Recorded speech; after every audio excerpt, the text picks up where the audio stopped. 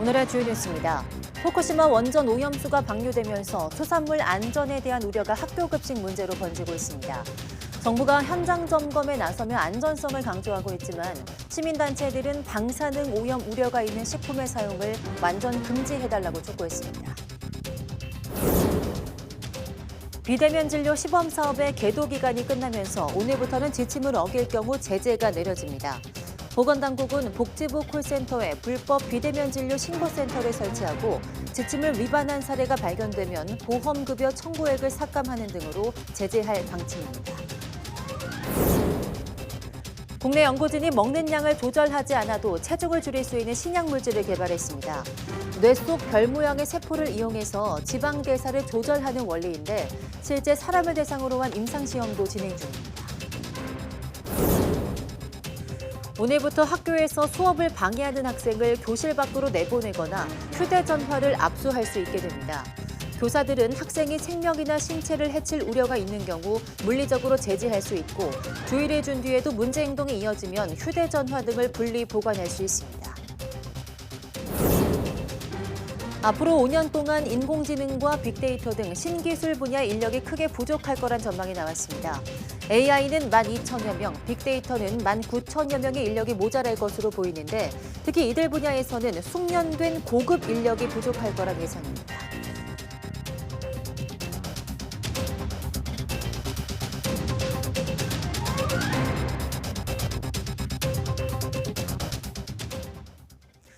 여러분 안녕하십니까? 9월 1일 사이언스 투데이 시작합니다. 일본 후쿠시마 원전 오염수가 방류되면서 수산물 안전에 대한 우려는 학교 급식도 예외는 아닙니다. 정부가 연일 현장 점검에 나서서 안전성을 강조하고 있지만 시민단체는 방사능 오염 우려가 있는 식재료 사용을 제한하라고 촉구하고 있습니다. 신지원 기자입니다. 일본의 후쿠시마 원전 오염수 방류로 인한 수산물 안전 우려는 밥상에서 학교 급식으로도 번졌습니다. 정부가 수산물 소비를 장려하기 위해 단체 급식에 더 많은 수산물 사용을 주문하면서 학부모 불안감이 커진 겁니다. 더 이상 바다에서 생산된 수산물과 건어물 등을 마음껏 먹을 수 없게 되었습니다. 우리의 어린이 청소년들은 무엇을 먹어야 할까요? 학교에서, 가정에서 방사능 측정을 하고 밥을 먹어야 할까요? 정부는 수산물 안전점검을 강화하는 등 진화에 나섰습니다. 교육부 차관은 초등학교를 찾아 학생들과 함께 급식으로 나온 고등어 구이와 마른 김을 먹으며 급식 재료의 안전성을 강조했습니다. 학교는 평소에도 원산지 표기를 철저히 하고 있고 일본산 수산물은 사용하지 않는다고 설명했습니다. 학부모님들 걱정이 좀 있으실 것 같은데 당연히 있으시겠죠. 근데 뭐 보니까 애초부터 원산지 관리 잘 하고 계시네요. 식약처장은 앞서 수협 가공물류센터를 찾아 학교 급식용 수산물 안전관리를 점검했습니다. 급식에 사용하는 수산물에 대한 철저한 검사를 강조하기 위해서입니다. 식약처에서 안전하다고 우리가 검증이 된 수산물에 대해서 민간에서 한 번 더 하시는 거니까 이 방사능의 안전 문제에 대해서는 염려하지 않으셔도 되겠습니다. 그러나 시민단체들은 법을 통해 방사능 오염 우려가 있는 식품 사용을 완전히 금지할 것을 촉구했습니다. 지금 학교급식법에 방사능 문제에 대한 아무런 언급이 없습니다. 빠른 시일 내에 법을 개정해서 우리 아이들 밥상에 방사능 식재료가 올라되지 않도록 또 학교 급식에 들어가는 식재료 정보를 투명하게 공개하고 신속하게 대응할 수 있는 제도 정비를 촉구했습니다. YTN 신지원입니다. 기시다 일본 총리는 일본 수산물 수입을 중단한 중국에 대해 수입 규제 철폐를 다시 한번 촉구했습니다. 주의 미국 대사는 후쿠시마의 항구를 방문해 해산물로 식사하면서 일본에 대한 지지를 표명했습니다. 김진호 기자입니다. 기시다 일본 총리가 도쿄의 수산물 도매 시장을 방문했습니다. 전날 강요들과 후쿠시마산 식재료로 식사한 데 이어 연일 여론 달래기에 나선 겁니다. 기시다 총리는 중국의 일본 수산물 수입 규제에 대해서는 조치 철회를 강력히 촉구했습니다. 科学的根拠のないこの輸入規制等については撤廃を強く働きかけていきたいと思っています。 수산 중매인들과 의견을 교환한 기시다 총리는 판로 확대를 위한 지원이나 중국과 정부 간 협의를 해줬으면 한다는 의견을 받았다고 설명했습니다. 일본 정부는 이런 의견을 바탕으로 특정 국가에 대한 의존을 분산하기 위한 긴급 지원 사업을 창설하겠다고 밝혔습니다. 수출 타격이 큰 가리비 등 품목의 수출 대상국 전환을 지원하고 종전에 중국에 넘기던 가공 과정을 일본 내에서 직접 처리할 방침입니다. 수산사업자 보호 대책을 위해 기존에 적립해놓은 800억 엔의 기금에 수백억 엔을 추가할 예정입니다. 람 이메뉴얼 주일 미국 대사는 오염수 방류 뒤 처음으로 직접 후쿠시마현을 방문했습니다.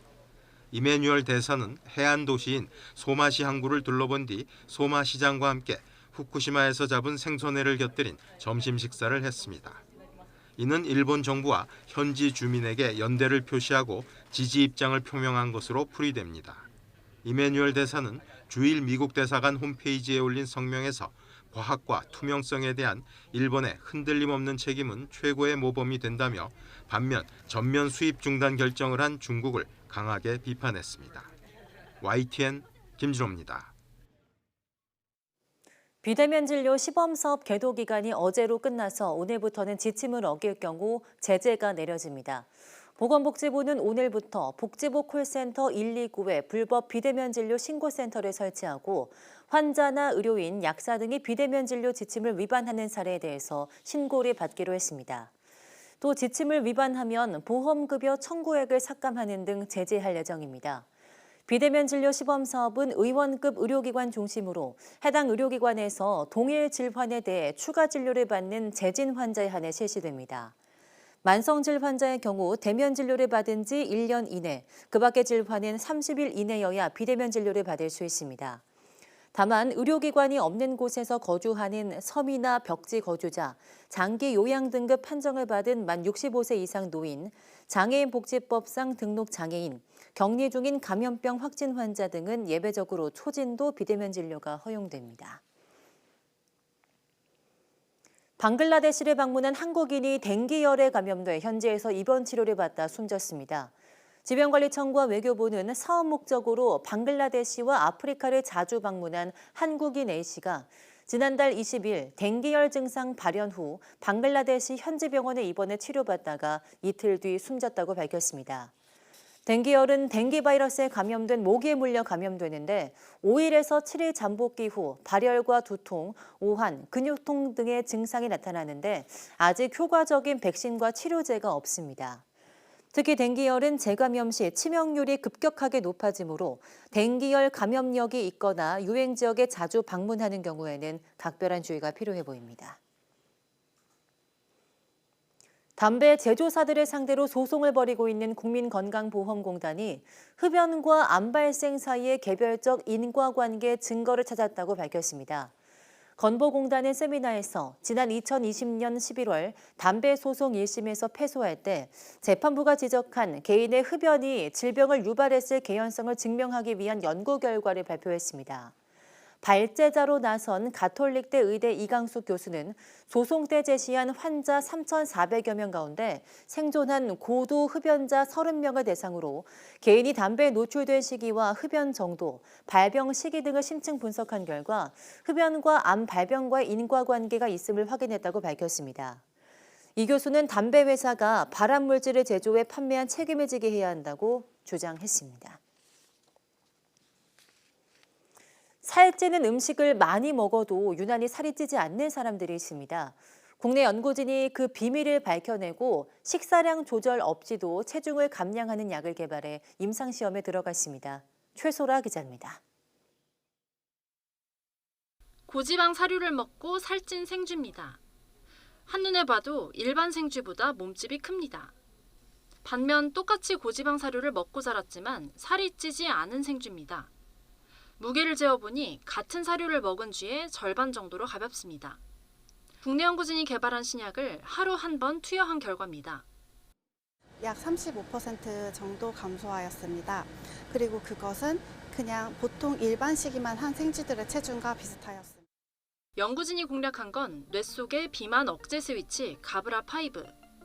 뇌 측시 상하부에 있는 신경세포 군집으로 몸 전체 지방세포와 연결돼 있는데 이게 활성화되면 비만이 억제됐고 활동이 약해질수록 비만이 생겼습니다.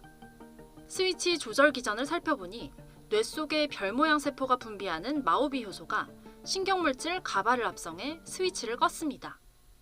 연구진이 개발한 마오비 효소 억제제 KDS-2010을 투여했더니 스위치가 다시 켜지면서 비만이 억제됐습니다. 뇌가 지방대사에 관여하는 정확한 기전이 밝혀진 건 처음입니다. 원래 치매 치료제로 개발한 물질인데 경구 투여를 할 수 있고 그다음에 부작용도 상당히 적을 것이라고 생각하고 아마 요요도 거의 없을 것이라고 저희 기대하고 있습니다. 이번 연구는 학술권위지 네이처 메타볼리즘에 실렸습니다. KDS-2010은 실제 사람을 대상으로 부작용 여부를 확인하기 위한 임상 1상을 진행 중입니다. 내년 초부터는 사람에서 체중 감량 효과를 확인하기 위한 임상 2상이 진행됩니다. YTN 사이언스 최소라입니다. 러시아 모스크바 동물원에서 러시아 최초로 자이언트 판다가 태어났습니다. 세르게이 소비안인 모스크바 시장은 러시아 역사상 최초의 자이언트 판다 새끼가 모스크바 동물원에서 태어났다며 매우 독특하고 드문 일이라고 말했습니다. 새끼 판다는 150g의 몸무게로 태어났고 성별은 알려지지 않았습니다. 소비안인 시장은 2019년 러시아와 중국 수교 70주년을 기념해 모스크바에 도착한 수컷 루이와 암컷 딩딩이 새끼를 낳았다고 설명했습니다.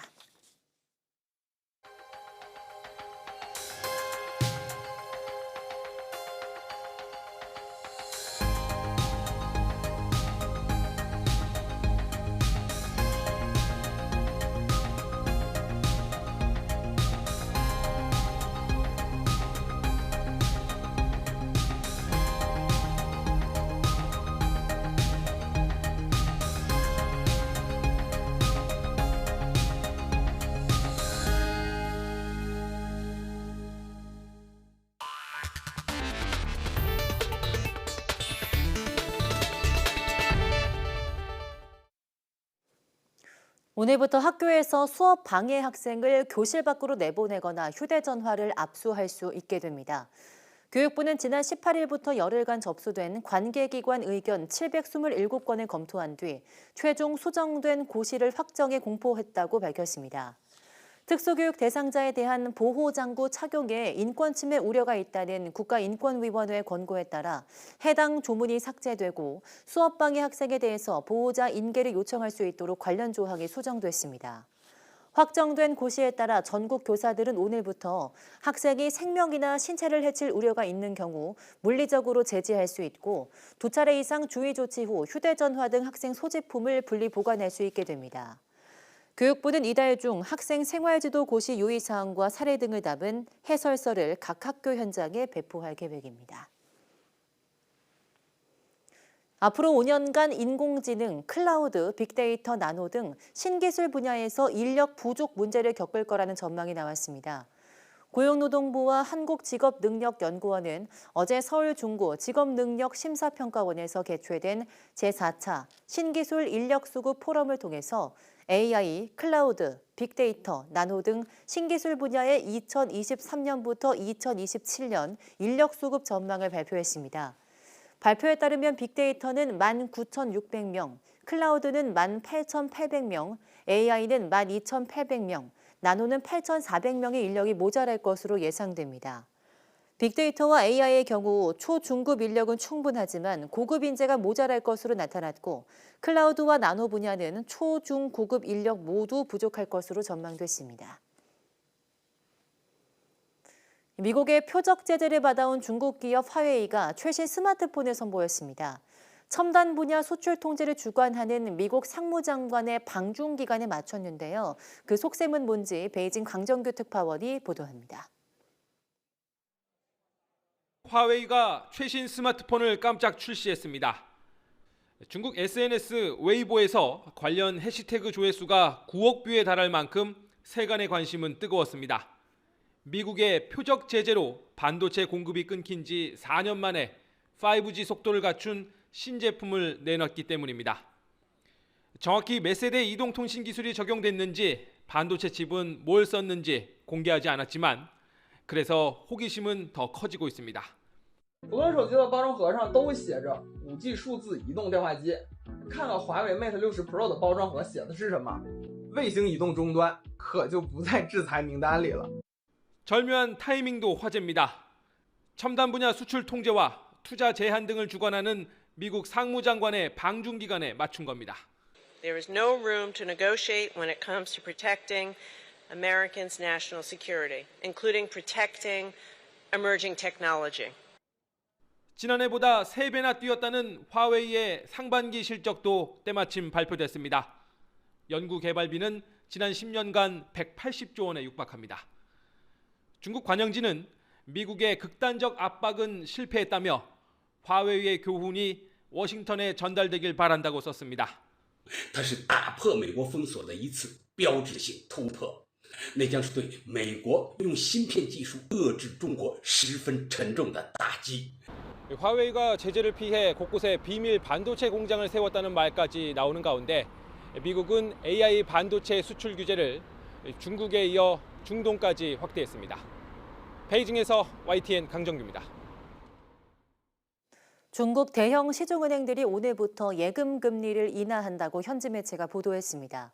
보도에 따르면 전국 점포방을 갖춘 여러 시중은행이 이달부터 정기예금 금리를 1년 만기는 0.1%포인트, 2년 만기는 0.2%포인트, 그리고 3년과 5년 만기는 0.25%포인트 낮추기로 했습니다. 중국 시중은행들의 예금 금리 인하는 지난 6월 인하 이후 3개월 만입니다.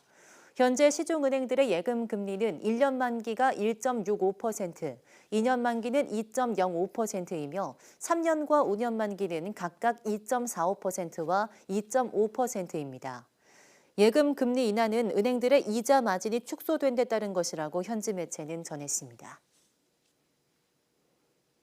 미국 재무부 산하 금융범죄 단속 네트워크는 최근 북한의 디지털 생태계 남용에 대응하는 방안을 주제로 정보 교류회를 열었다고 밝혔습니다.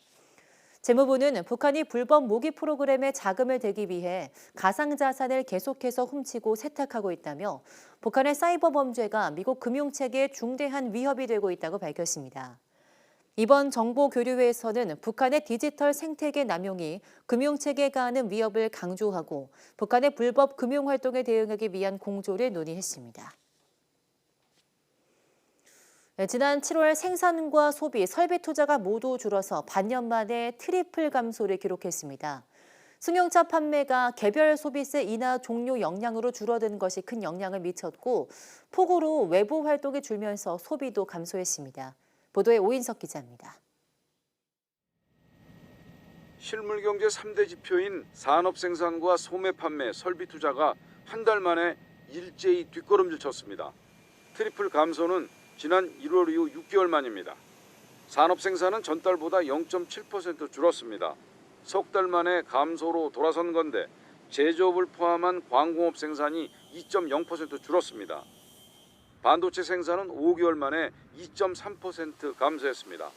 지난 5월과 6월 상반기 조기 집행으로 증가했던 공공행정이 7월에 6.5% 감소한 것도 영향을 미쳤습니다. 반면 서비스업 생산은 주식거래 수수료 등 금융보험이 호조를 보이며 0.4% 증가했습니다. 소비와 투자 지표는 큰 폭의 마이너스를 기록했습니다. 소비 지표인 소매 판매는 3.2% 줄며 3년 만에 최대 폭으로 감소했고 설비 투자는 8.9%나 줄었는데 11년여 만에 가장 큰 폭으로 줄었습니다. 반도체 감산에 따른 단기적인 투자 조정, 건설 경기의 불확실성, 가계 부채 부담 등이 소비와 투자를 끌어내린 요인으로 작용했습니다. 특히 지난 6월 개별 소비세 인하 종료로 6월에 13% 증가했던 승용차 판매가 7월에는 기조효과로 12.3% 감소한 것이 크게 영향을 미쳤습니다. 특히 소매 판매, 설비 투자가 비교적 큰 폭으로 감소하였습니다. 예년에 비해 강수일수 및 강수량이 많아 외부 활동에 제약이 있었던 일시적 요인이 상당 부분 영향을 미친 것으로 판단되고 있습니다. 현재 경기를 나타내는 동행지수 순환 변동치는 0.5포인트 내려 국내 경기의 완만한 반등 흐름에도 일시적으로 제동이 걸린 모습입니다. 정부는 7월 지표에 일시적인 요인들이 크게 반영됐다는 점에서 기조적인 경기 회복세는 유지되고 있는 것으로 판단하고 있습니다. YTN 오인석입니다. 흉악범죄 처벌 강화를 위해서 정부가 추진 중인 가석방 없는 무기형에 대해서 대법원이 사실상 반대 입장을 표한 것으로 파악됐습니다. 범죄 예방 효과를 단정할 수 없고 일반 범죄까지 선고가 확대될 위험이 있다며 사형제 폐지를 전제로 논의하는 게 바람직하다고 지적했습니다. 김혜린 기자입니다. 전국 교도소의 사형 집행시설을 제대로 관리하라고 지시한 한동훈 법무부 장관은 정부가 입법을 추진하는 가석방 없는 무기형이 사형제와 병존할 수 있다고 밝혔습니다. 미국 여러 주도 사형제와 절대적 종신형을 함께 시행하고 있어 양립 불가하지 않다고 강조했습니다. 가석방이 불가능한 무기형은 사형제의 존치 여부와 무관하게 병존하자는 취지입니다. 법관이 죄질에 따라서 선택할 수 있는 선택지를 주는 것이니까 그게 양립 불가능한 것이 아닙니다. 대법원은 그러나 흉악범죄 처벌 강화 대책으로 거론된 가석방 없는 무기형에 사실상 반대 입장을 피력한 것으로 나타났습니다. 국회 법제사법위원회 요청에 따라 제출한 의견서에서 법원행정처는 사형제 폐지를 전제로 가석방 없는 종신형을 논의하는 게 바람직하다고 밝혔습니다. 절대적 종신형이 사형제보다 기본권 침해가 덜하다고 볼 수 없다는 견해도 있고 선진국에선 위헌성이 있다는 판단에 따라 폐지하는 추세란 겁니다. 또 범죄 예방 효과가 있다고 단정할 수 없고 교도 행정에도 큰 부담이 될 수 있다며 실제 도입될 경우 흉악 범죄뿐 아니라 일반 범죄에까지 선고가 확대될 위험이 있다고 우려했습니다. 미국의 경우 알래스카를 뺀 49개 주에 가석방 없는 종신형이 있다면서도 이 형벌의 잔혹성에 대한 비판적 논의가 있다는 사실도 소개했습니다. 대법원의 이 같은 입장은 절대적 종신형 신설을 담은 형법 개정안을 입법 예고한 법무부의 적극적 행보와 배치되는 것이어서 향후 정책 추진 과정에 논란이 예상됩니다. YTN 김혜린입니다. 국내 최대 공예 축제인 청주 공예 비엔날레가 막을 올렸습니다. 사물의 지도란 주제로 열리는 이번 행사는 코로나19를 겪으면서 느꼈던 문명의 위기와 성찰을 공예 작품에 표현했습니다. 이성우 기자입니다. 전시장 안이 다양한 공예 작품들로 가득 차 있습니다. 화려한 도자기 작품은 물론 나무와 금속 등으로 만든 공예품까지 그 소재도 다양합니다. 시각적인 만족은 물론 작품을 만져보고 싶은 충동까지 불러옵니다. 올해로 13회째를 맞는 2023 청주 공예 비엔날레가 사물의 지도란 주제로 찾아왔습니다. 특히 올해는 세계적 이슈인 환경을 공예에 접목했습니다. 공예인들이 어떤 재료를 어떤 기술을 가지고 만들고 또 그 지구위기의 시대에 공예가들의 어떤 그 사회적 윤리적 실천이 어떻게 가능한지를 이번 비엔날레는 해외 57개 국가에서 251명의 작가와 팀이 참여했습니다. 이들이 출품한 작품만 3,000여 점으로 세계 공예의 흐름을 한자리에서 살펴볼 수 있습니다. 또 천연 재료와 장인의 오래된 기술이 결합된 순수 형태 공예는 물론 기계와 디지털 하이브리드 기술이 적용된 미래 공예 등도 선보입니다. 문화제조창의 13만 제곱미터를 공예 비엔날레의 공예 작품뿐만 아니라 시민들과 함께하는 다양한 마켓, 체험, 토크 콘서트 같은 다채로운 프로그램이 함께 준비되어 있어서요. 비엔날레의 정체성과 공예도시 청주의 발전 방향 모색을 위한 학술 행사와 시민이 주도하는 열린 비엔날레를 위한 행사도 함께 열립니다. 기존에는 약간 전문 문화 축제 이런 성격이었는데 올해는 우리 시민들, 국민들이 함께 즐기고 체험할 수 있는 청주 공예 비엔날레는 다음 달 15일까지 45일간 청주시 문화제조창 일원에서 열립니다. YTN 이성우입니다.